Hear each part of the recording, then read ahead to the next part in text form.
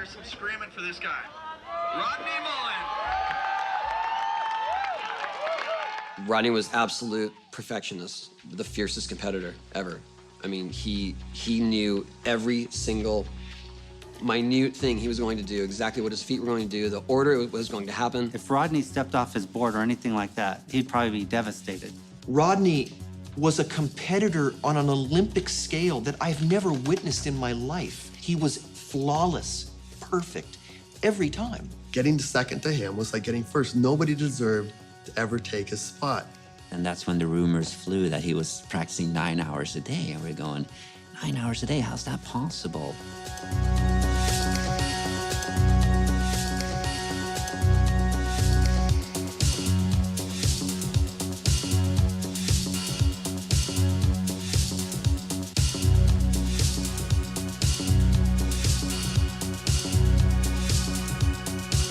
When we would go on tour, he would just go out 2 in the morning. We'd, arrive at the hotel. I'm going skating.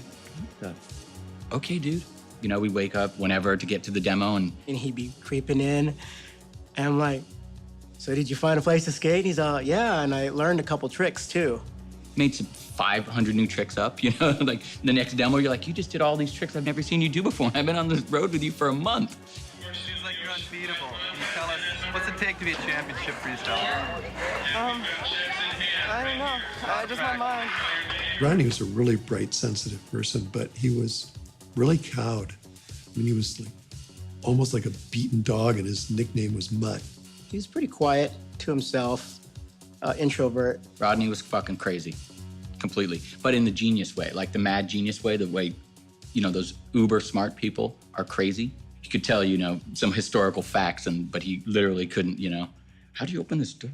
He stayed in the corner and did his own thing, and every once in a while he would have this outburst of, we couldn't figure out what was going wrong with him.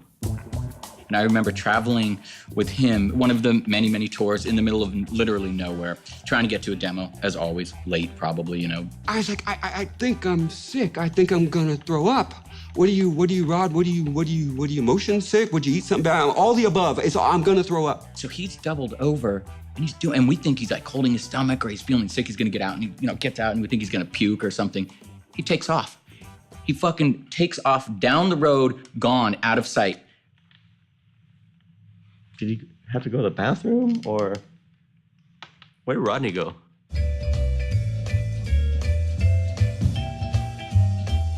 We just waited and waited and waited. I don't know how long it was. It was quite some time. I think the sun had gone down. I don't know. But I remember seeing the van. Those dudes were all looking at me like, fairly unforgettable look. And then Rodney comes walking up. Hey, guys. That Rodney way. Hey, guys. And you're like, hey, Rodney, feel better? Yeah. Okay, we gotta go. Shut the door, and we go. No one said a word. Rodney, to me, was this guy that I couldn't relate to. Tony could relate to him because he's very progressive.